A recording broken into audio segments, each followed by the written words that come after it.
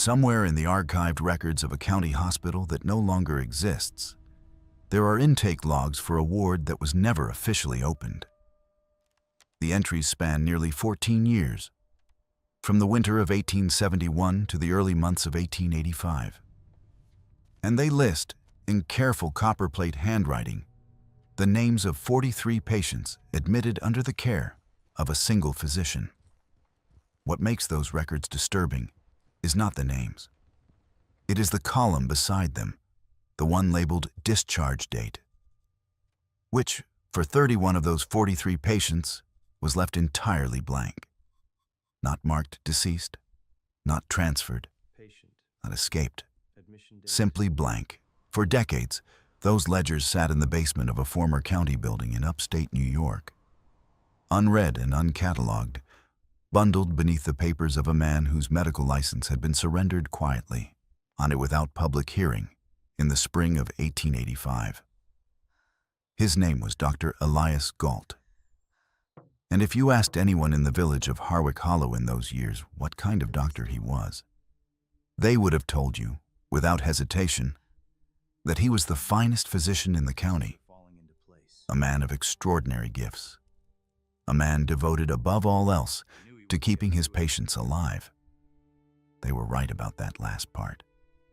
Before we continue with the story of Elias Gault and the ward that time forgot. If this is your first time here, welcome to Liturgy of Fear. Subscribe now and hit the bell so you never miss a story like this one. And we'd love to know, what state or city are you listening from? Drop it in the comments below.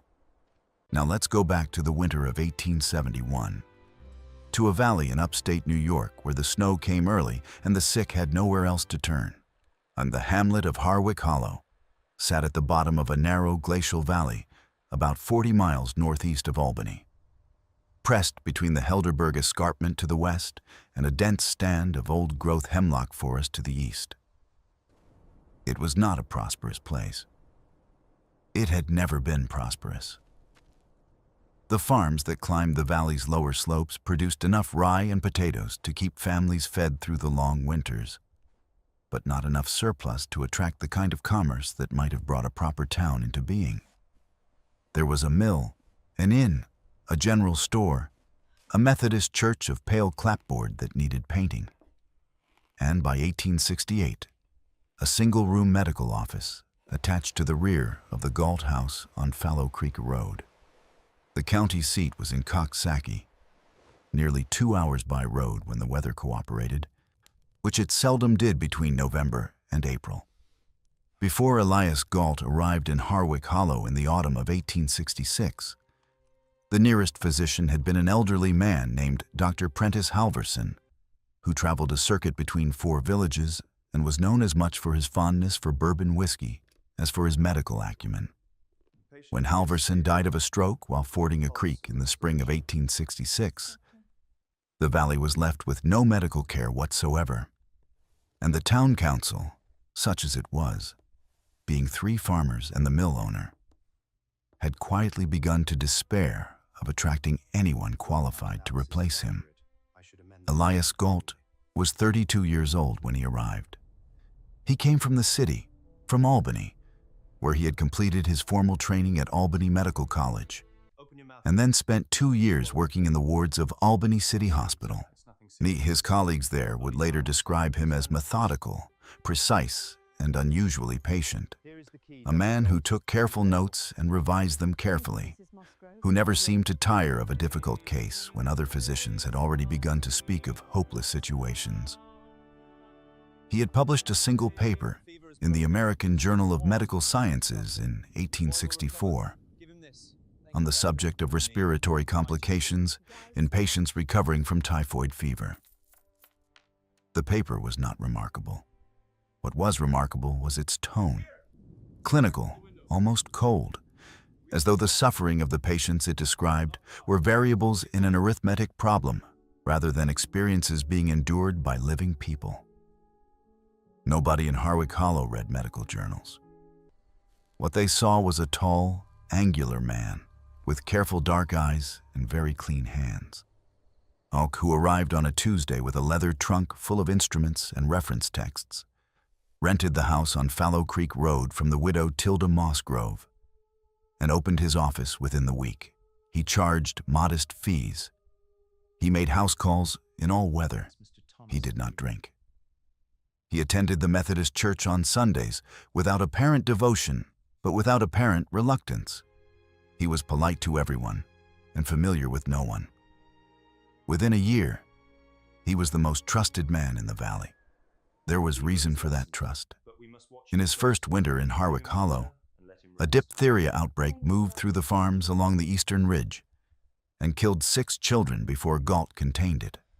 He did this by isolating the sick, enforcing quarantine with a firmness that irritated several farmers who could not afford to be kept from their livestock, instead administering treatments, some of them drawn from European literature that had not yet reached standard American practice, that appeared to slow the disease's progression in at least 3 cases where death had seemed inevitable. The children who survived became a kind of testament. Their parents spoke of Gault with a reverence that the Methodist minister found slightly uncomfortable. By the early 1870s, the valley's population had grown modestly, not through prosperity, but through the arrival of 24 German immigrant families who had come to work the limestone quarry that opened on the escarpment in 1869. These families brought with them their own ailments, industrial injuries from the quarry work, the chronic respiratory complaints that came from breathing stone dust, and, among the older men, the accumulated damage of decades of hard labor in worse conditions than anything Harwick Hollow offered. They also brought a cultural deference to educated professionals that sat comfortably alongside the valley's existing respect for Gault's abilities.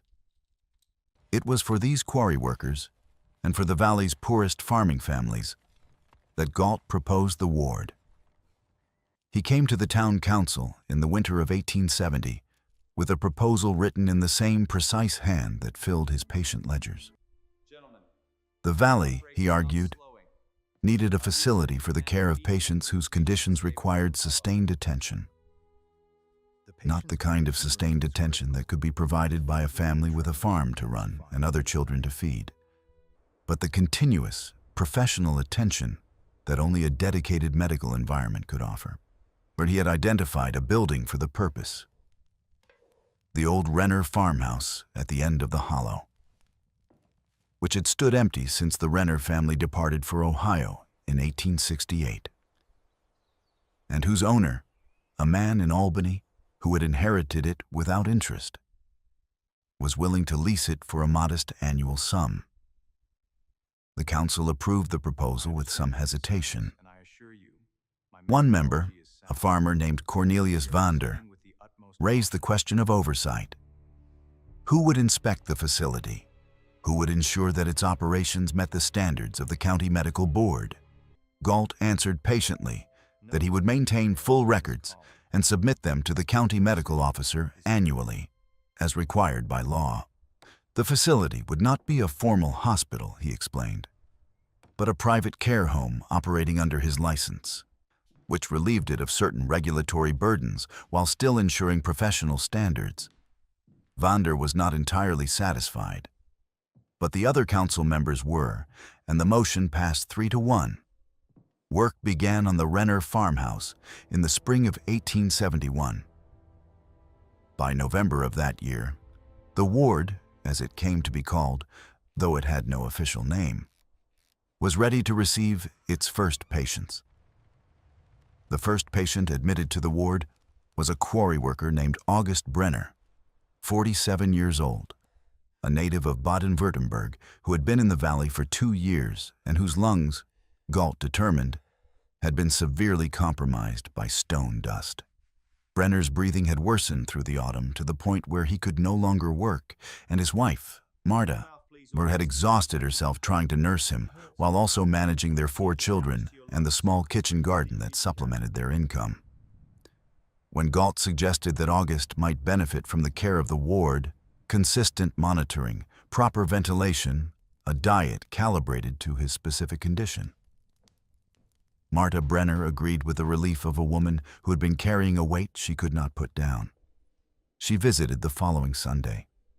The farmhouse had been transformed into something clean and orderly, with 4 beds in the main room and 2 in a smaller chamber off the kitchen that Gault had extended with a lean-to addition.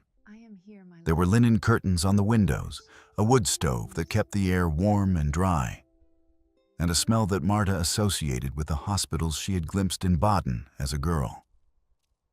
Carbolic, metallic, precise, Maori Elias Gault met her at the door in his white coat and showed her to August's bed.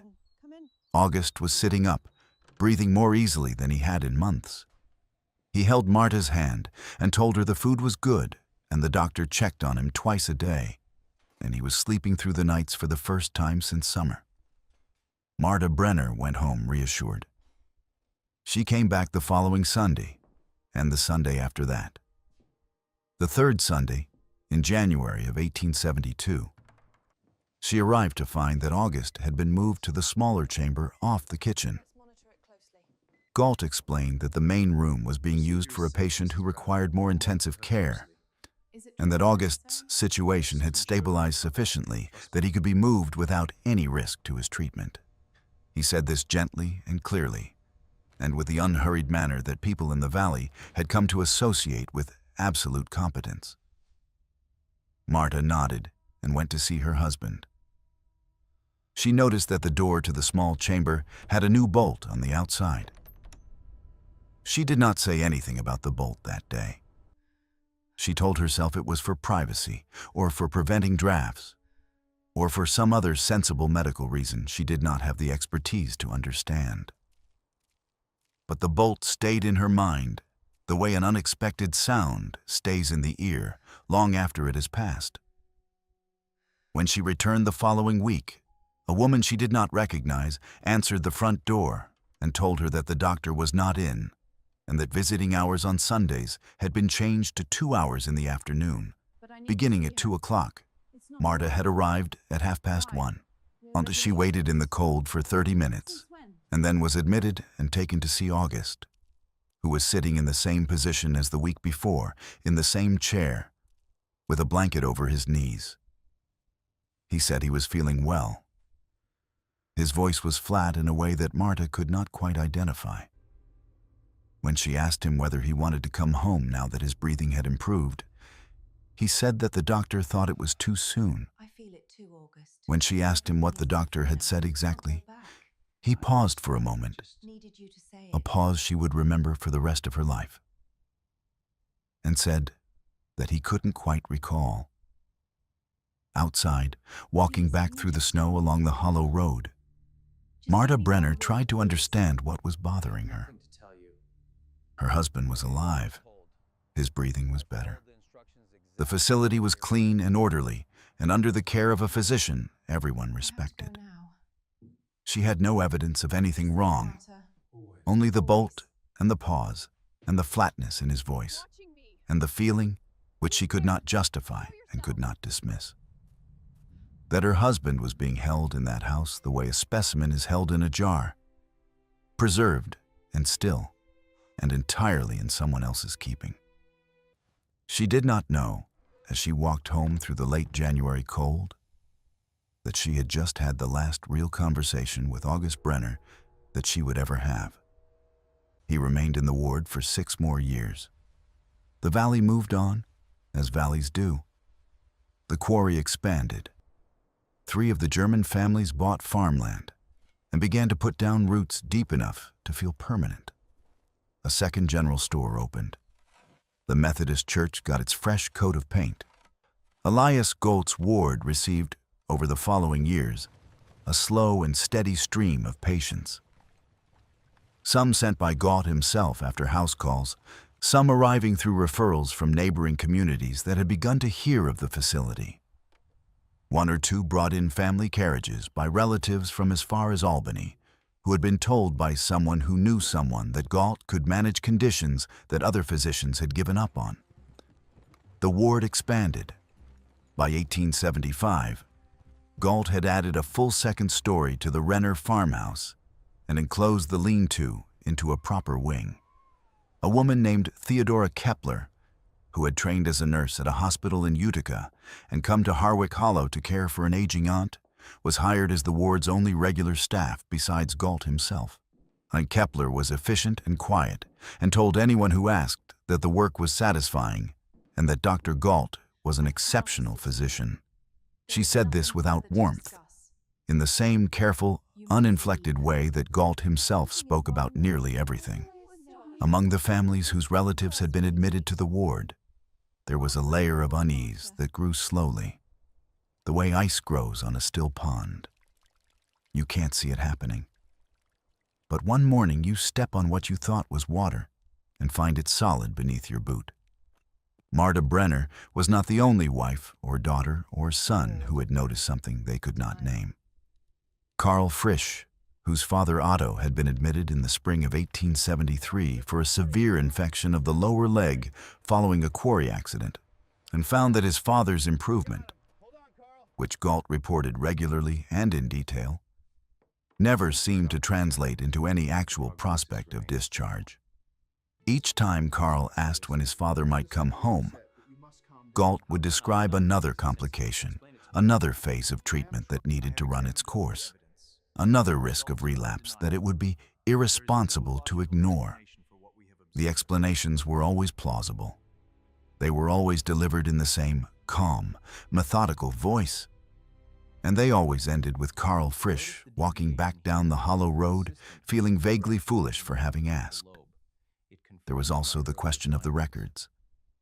When a patient died in the ward, and some did die, the very old, the very ill, those whose conditions had progressed too far even for Gault's treatments to arrest, Gault filed death certificates with the county, as required, and these were duly recorded in Coxsackie.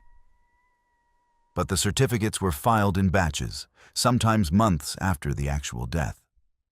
And the causes listed were invariably the patient's original presenting condition: lung disease, septic infection, heart failure.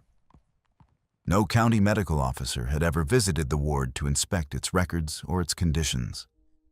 This was not, in itself, suspicious. County medical oversight in rural New York in the 1870s was, in practice, nearly non-existent. But it meant that Gault's intake logs and his discharge records, the ones with the blank column, existed only in his own files, in the farmhouse at the end of the hollow. In the summer of 1876, a circuit preacher named Absalom Crane came through Harwick Hollow on his annual tour of the valley communities. Crane was not a remarkable man in most respects, but he was observant, and he had been through the valley in each of the previous 6 years, and he noticed things that changed and things that didn't. He noticed that the old Renner farmhouse was considerably larger than it had been on his last visit. He noticed that there were more chimneys now, and that the curtains in what appeared to be upper-story windows were always drawn. He noticed that when he asked, at the inn that evening, about the facility at the end of the hollow, the innkeeper, a blunt-spoken man named Peter Schuyler, paused before answering in a way that struck Crane as deliberate. "It's the doctor's place," Schuyler said finally. "Gault's ward." "And it does good work?" Crane asked. Schuyler looked at him steadily. "People go in," he said. Crane waited. "They don't often come back out," Schuyler said, and then turned away to wipe down the bar, and did not say anything more on the subject. Crane sat with his supper and thought about what Schuyler had said. He thought about it for the rest of his circuit, and when he returned to Albany in the fall, he mentioned it, almost as an afterthought, over dinner with a colleague, to a man named James Aldgate, who was a reporter for the Albany Evening Journal and who collected unusual observations the way other men collected stamps.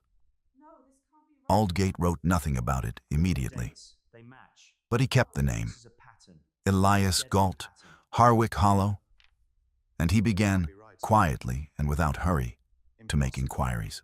And it took James Aldgate the better part of 2 years to assemble enough information to feel that he was looking at something real rather than a collection of disconnected complaints and rumors.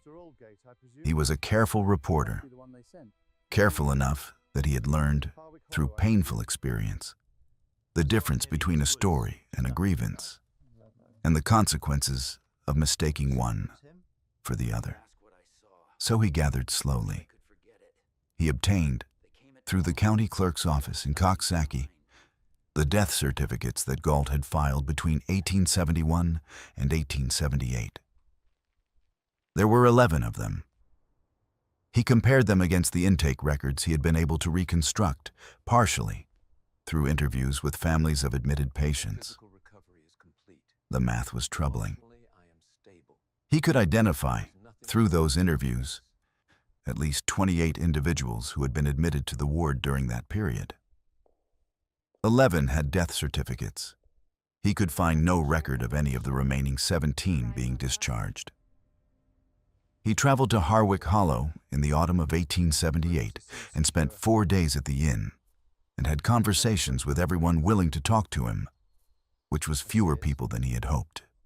Peter Schuyler, who had first planted the seed 2 years earlier through the circuit preacher's account, spoke with him at length, though always in the back room of the inn, and always after ensuring that no one else was nearby. What Schuyler told him was not dramatic. It was a series of small, ordinary observations that together formed a picture Aldgate found deeply unsettling. Schuyler had seen patients in the ward's yard, in the warmer months, sitting in chairs or walking slowly near the garden that Kepler kept on the south side of the building.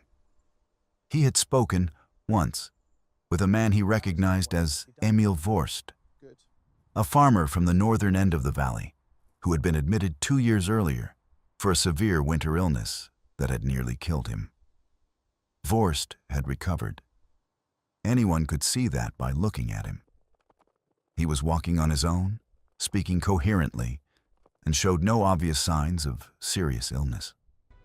Schuyler had asked him when he was going home, and Vorst had looked at him with an expression that Schuyler could only describe as carefully blank, and said that the doctor had not determined it was safe yet.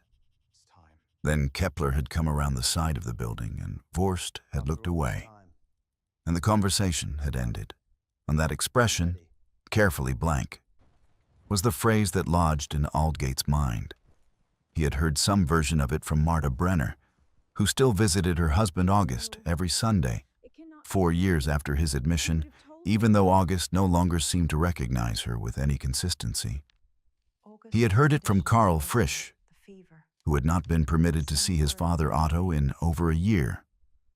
Gault, having explained that the elder Frisch was in a delicate phase of treatment that required complete rest and minimal stimulation. He had heard it from a woman named Louisa Tanner, whose mother had been admitted in 1874 and who had received, 3 months later, a death certificate listing the cause as cardiac failure.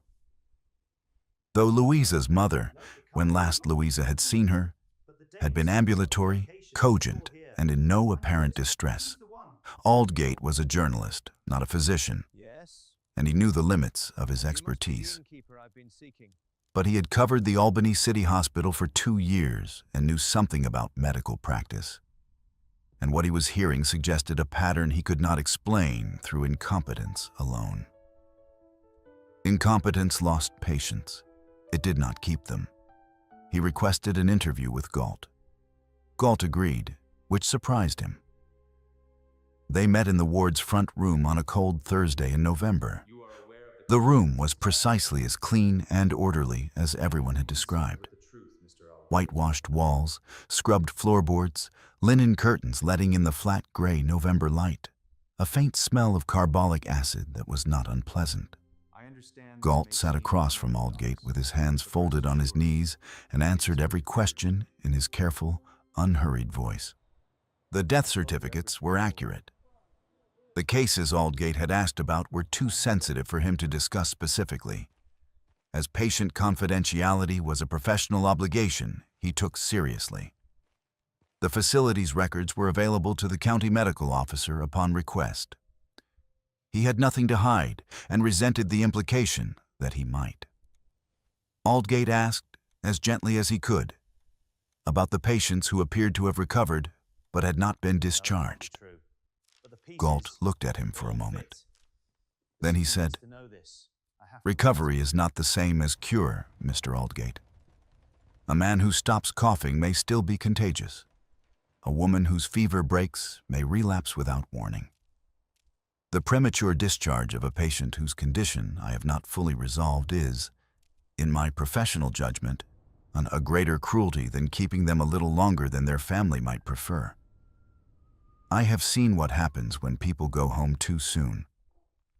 I have seen them die in beds their children sleep in. I have seen whole families consumed by illnesses that proper isolation would have ended. What I do here is not comfortable, but it is correct." It was a perfectly reasonable answer. It was the kind of answer that could not be argued with, because it was grounded in genuine medical logic and framed in terms of patient welfare. Aldgate left the ward that afternoon without having found a single thing he could point to and say, "This is wrong." He had only the feeling, persistent, cold, specific, that he had just been managed very skillfully by a man who had a great deal of practice at it.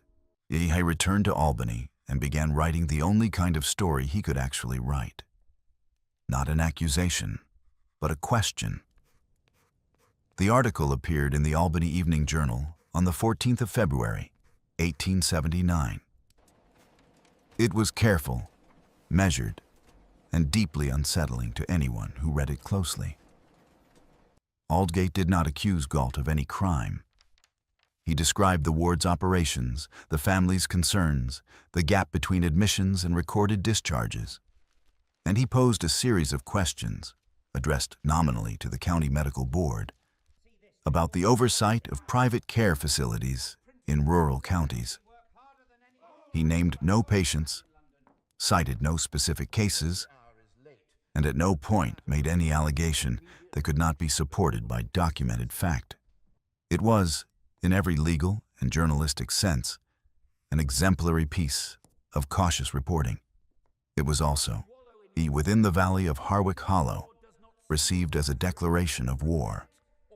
Gault's supporters, and there were many, because he had been the valley's physician for 13 years and had, in that time, genuinely saved lives that would otherwise have been lost, were furious. The town council held a meeting at which Cornelius Vander, now older and somewhat softened toward Gault, moved that the council send a letter to the journal expressing its confidence in the doctor's character and the facility's operations. The motion passed unanimously. The minister preached a sermon the following Sunday about the sin of slander. 3 of the German families whose members were not patients at the ward circulated a document signed by 42 residents vouching for Gault's professional conduct. Martha Brenner did not sign it. Neither did Karl Frisch, and there were 4 or 5 others, quieter, less willing to draw attention, who also did not sign, and who, in the weeks that followed the article's publication, found themselves the subjects of a kind of social pressure that was not quite ostracism, but had much the same practical effect. The Valley had decided what it believed, and it believed in Elias Gault. And those who did not were an uncomfortable presence in a community that had organized itself around his competence for over a decade. But Aldgate's article had also been read in Albany, where it reached the desk of the State Medical Board's administrative secretary, a man named Horace Delacroix, who was methodical in his own way, and who took seriously his obligation to follow up on credible complaints about licensed practitioners. The Delacroix wrote to Gault requesting a formal submission of patient records for the preceding 5 years. The letter was politely worded and framed as routine administrative procedure. It arrived at the Gault house on Fallow Creek Road in the 3rd week of February. What happened next is documented only indirectly. A farmhand named Silas Pruitt, who occasionally helped with deliveries along the Hollow Road, later told Aldgate that he had seen, on the night of February 23rd, a considerable amount of smoke coming from the chimney of the ward's new stone outbuilding, the one that had been added to the property in 1876, and that appeared to serve as a storage facility for the ward's records and supplies.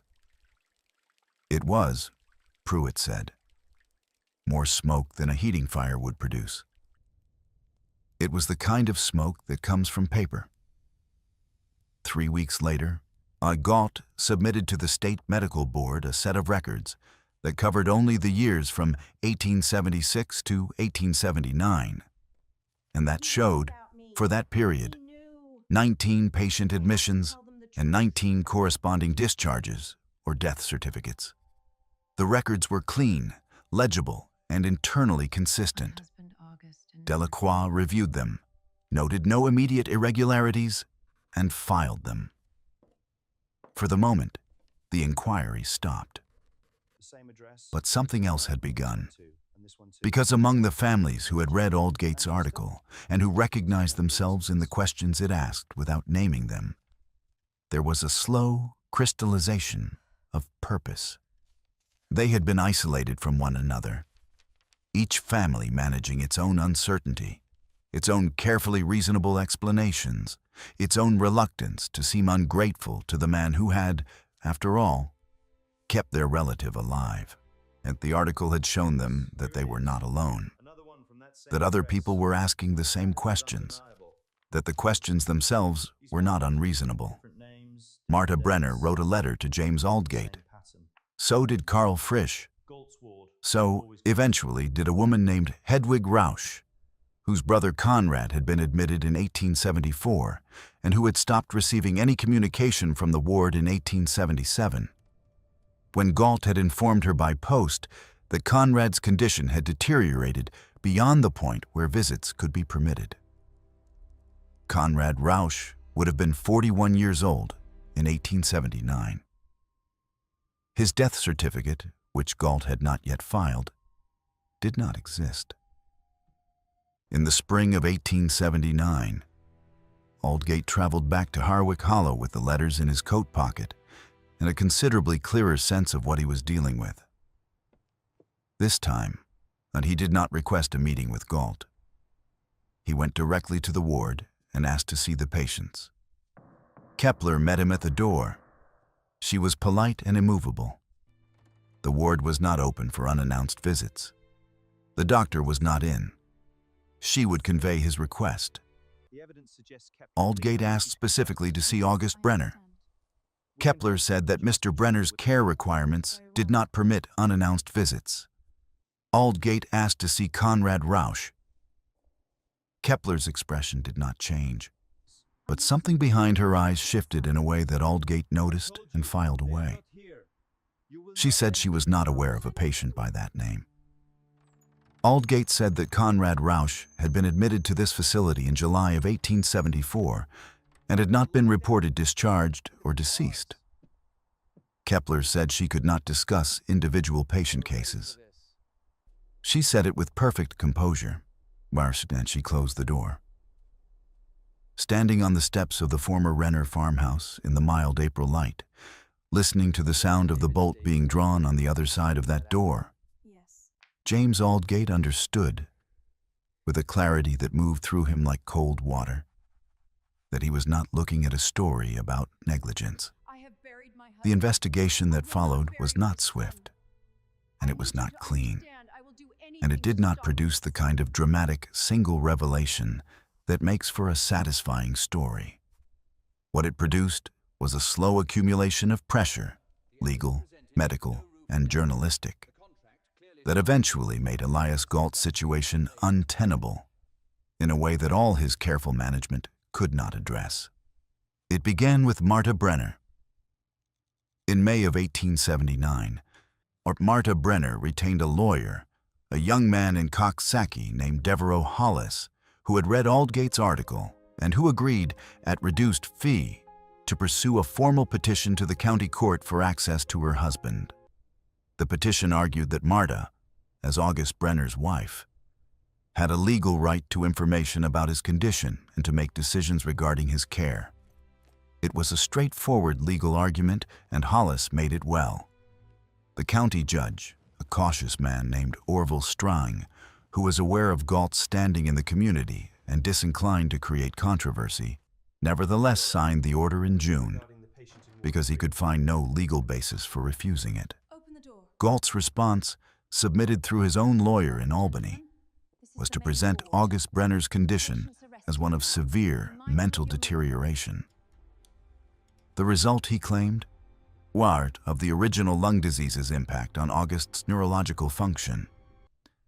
He submitted a medical report in his own hand, describing a man who was no longer capable of self-directed action or coherent communication, and who required continuous institutional care for his own safety and the safety of others. He argued that Marta Brenner's visits, far from benefiting August, were causing him distress that set back his treatment. Judge Strang appointed a neutral physician from Albany, a man named Dr. Francis Cleary, to evaluate August Brenner's condition and report to the court. Cleary visited the ward on a Tuesday morning in August of 1879. He was accompanied by a county constable, which Gault had not been informed would be the case, and which Kepler, meeting them at the door, had no legal basis to refuse. Gault himself was not present.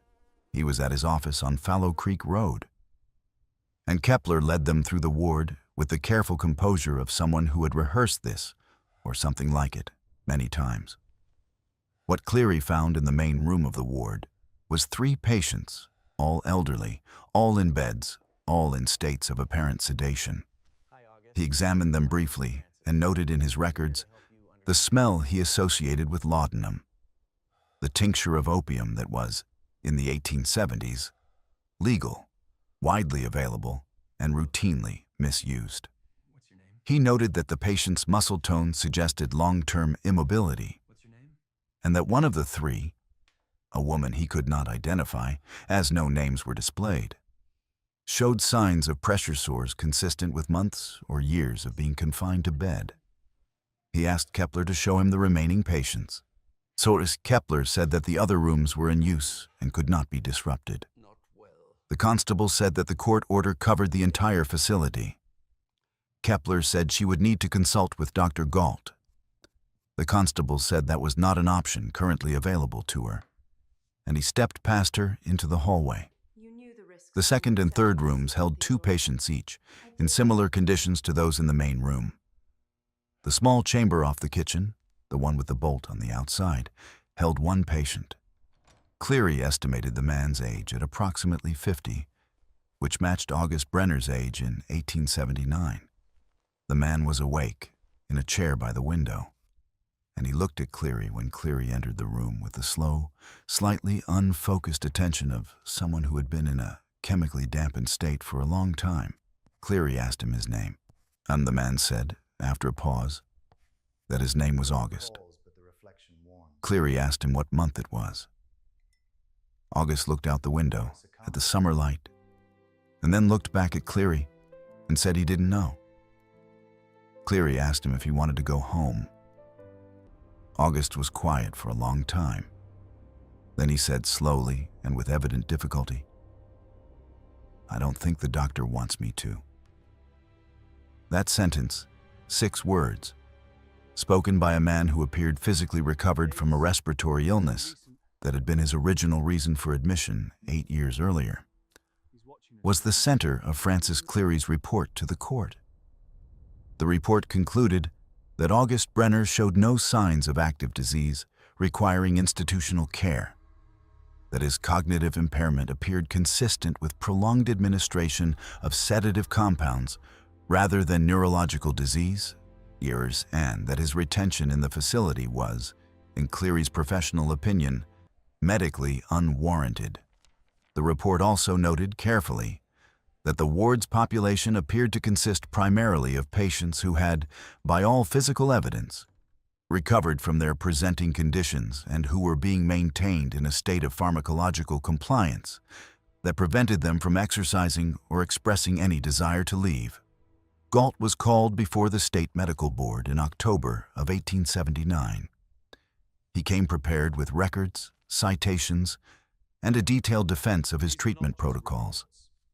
He argued that Cleary's observations were those of a general practitioner unfamiliar with the specific complexities of long-term chronic care. He argued that the medications he used were standard components of any responsible treatment regimen for patients with the profiles his ward served. He argued that Marta Brenner's petition was the product of a misunderstanding about the nature of her husband's condition, amplified by irresponsible journalism. He was persuasive. He had always been persuasive. And the board, in 1879, was not equipped to act decisively on what it had, which was a pattern of suspicious evidence rather than a single clear crime. But they kept watching. And in the watching, more came out. Hedwig Rausch finally demanded a formal accounting of her brother Conrad. Gault filed a death certificate in December of 1879, listing the cause as pneumonia and the date of death as September of the previous year. Hedwig, with Hollis's help, did petition for access to the burial records. The cemetery on the Hollow Road had no record of Conrad Rausch.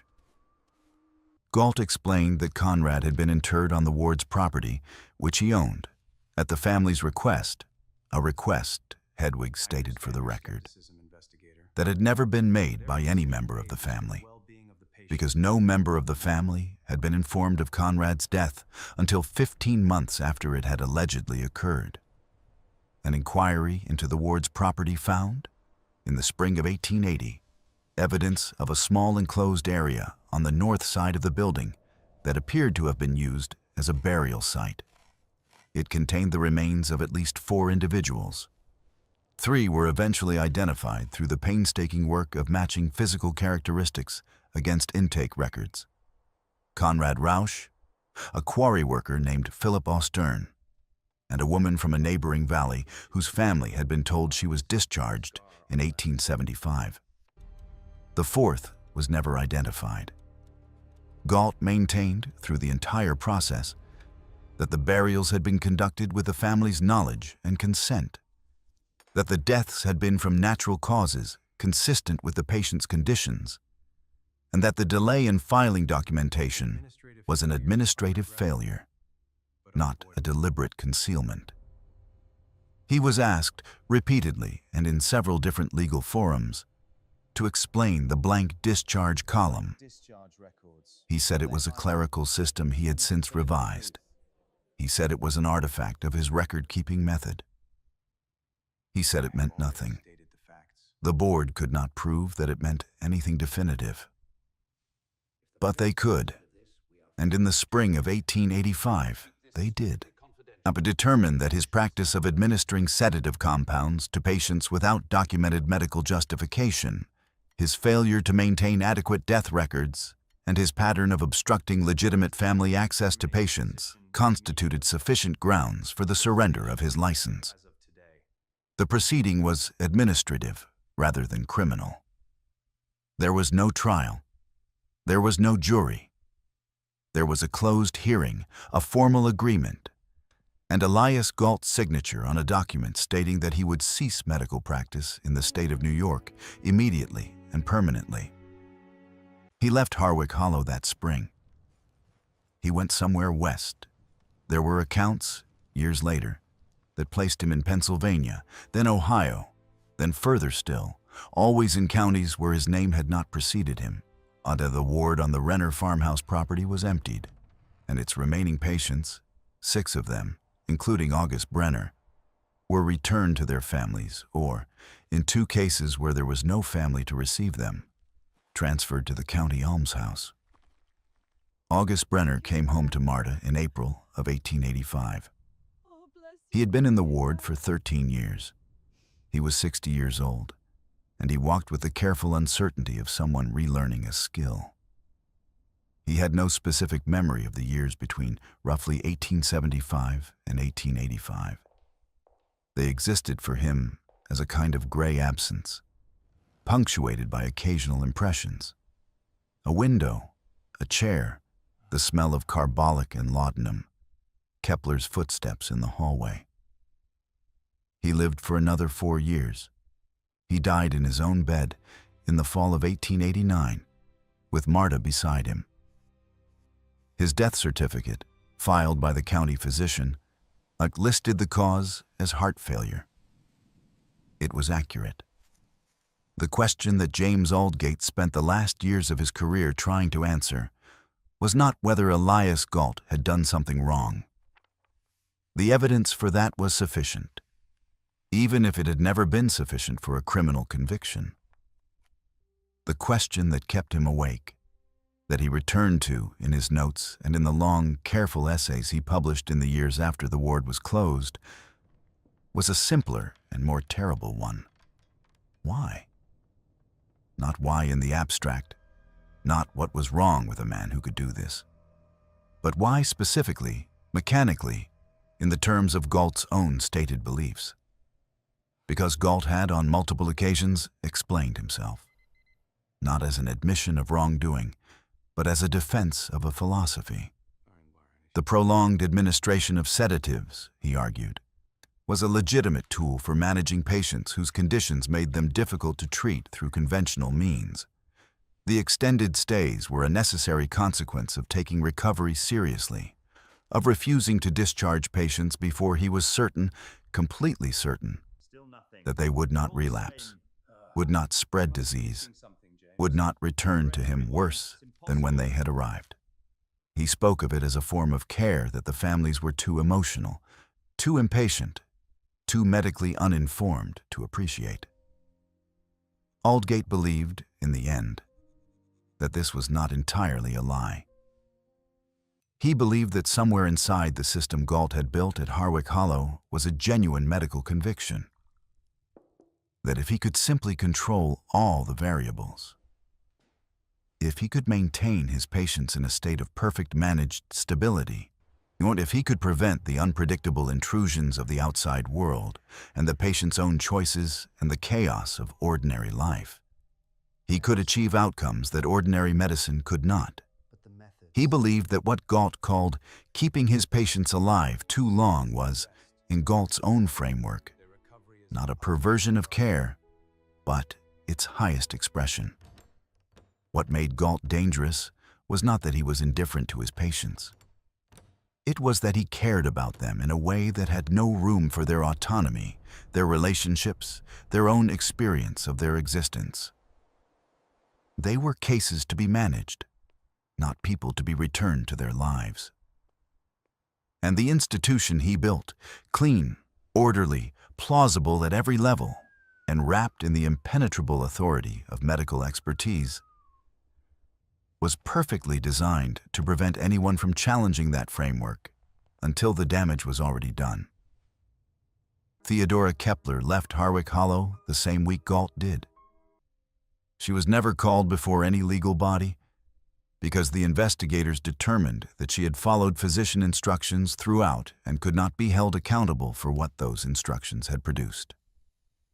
Whether she had known, at any point, that what she was participating in was wrong, whether she had pushed that knowledge down or rationalized it, or simply decided that the physician's authority superseded her own judgment, was a question that no one could definitively answer. She never gave an account of her time at the ward. She disappeared into another life somewhere, another name perhaps, and left no record of herself that anyone has found. The Renner farmhouse stood empty for several years after the ward was closed. It was eventually purchased by a family from Albany who used it as a summer residence and who, reportedly, knew nothing of its history. By the early 20th century, it had been substantially renovated. By mid-century, the original structure was barely visible beneath the additions. Eventually, like so many buildings in valleys that time slowly abandons, it fell into disrepair, and then into the kind of ruin that becomes indistinguishable from the landscape, and then into the ground. The intake ledgers, the ones with the blank discharge column, were preserved in a county record storage facility that changed hands several times over the following decades. They were cataloged, incorrectly, as a general hospital register from a now defunct facility, and filed under a heading that no one was likely to search. They sat there for nearly a century, undisturbed, 43 names and 31 blanks, waiting for someone who knew what they were looking at. When they were finally examined in the course of a local historical society's survey of county medical records, the archivist who opened the ledger noted in her report that the handwriting in the discharge column was very clean, that it showed no sign of correction or revision, that whoever had maintained these records had always intended from the beginning to leave those spaces empty. She did not know what to make of that. She wrote it down accurately and moved on to the next box. Some questions, it turns out, are answered not by revelations, but by the slow, a patient accumulation of things that cannot be explained away. The blank column, the bolt on the outside of the door, the careful smoke from the outbuilding chimney on a February night, the 6 words of a man who had been kept alive, carefully, methodically, professionally kept alive, for 8 years past any medical necessity, sitting in a chair by a window with the summer light coming in, saying that he didn't think the doctor wanted him to go home. This mystery shows us something about the nature of authority and the danger of expertise wielded without accountability. How an institution can be built on genuine care and still become a cage. How a man can dedicate his life to a principle and use that principle to justify things that should never have been permitted. What do you think of this story? Do you believe everything was revealed? What do you think happened to Elias Gault after he went west? Do you think he stopped? Leave your comment below. If you enjoyed this story and want more dark histories like this one, subscribe to Liturgy of Fear, hit the notification bell, and share this video with someone who loves the mysteries that history leaves behind. These are the stories that never made the front page, but they never really went away either. See you in the next one. They say just forget. Move on like it's easy. But forgetting you feels like remembering someone I've never seen. I've been trying to erase you from the places in my mind, but the harder that I fight it, the more you're hard to leave behind. Every memory keeps slipping through the cracks I try to close, like a face I should remember, but somehow never know. Forgetting you feels impossible, like chasing something I can't hold, like trying to remember someone that I've never even known. I keep reaching through the silence for a past I can't undo, 'cause letting go of what we had feels like losing something true. Every moment turns to fragments, every thought just fades to blue, like I'm searching for a feeling that still only leads to you. Forgetting you feels impossible, like chasing something I can't hold, like trying to remember someone that I've never even known. I keep reaching through the silence for a past I can't undo, 'cause letting go of what we had feels like losing something true.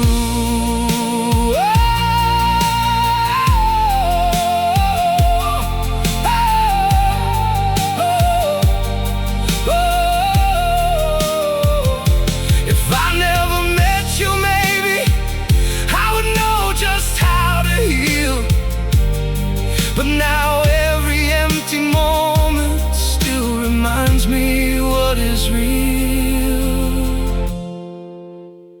Forgetting you feels impossible, like chasing something I can't hold, like trying to remember someone that I've never even known. I keep reaching through the silence for a past I can't undo, 'cause letting go of what we had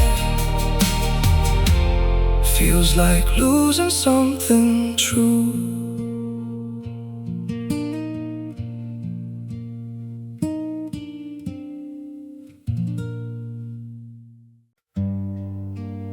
Some days feel off,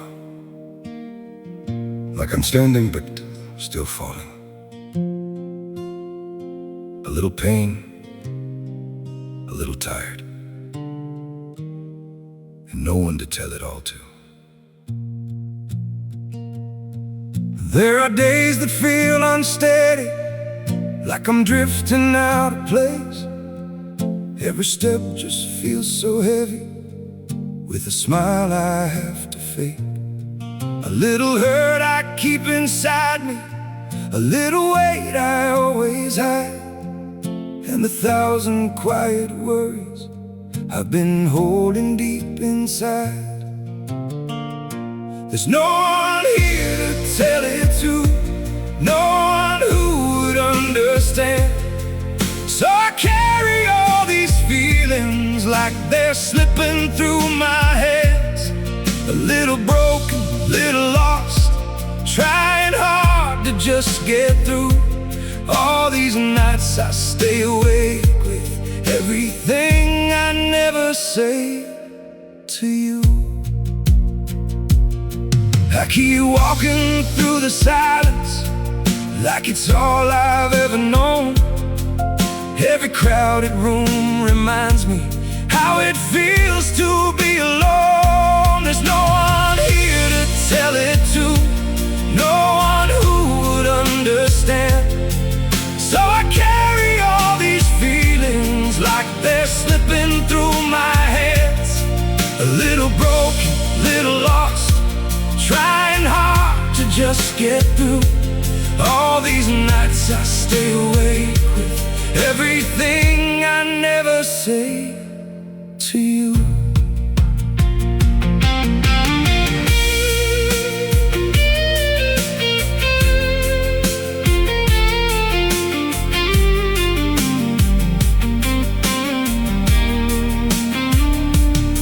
Maybe one day I'll be stronger, maybe I'll learn how to speak, but for now I keep it buried in the parts of me too weak. There's no one here to tell it to, no one who would understand. So I carry all these feelings like they're slipping through my hands. A little broken, little lost, trying hard to just get through. All these nights I stay awake with everything I never say to you.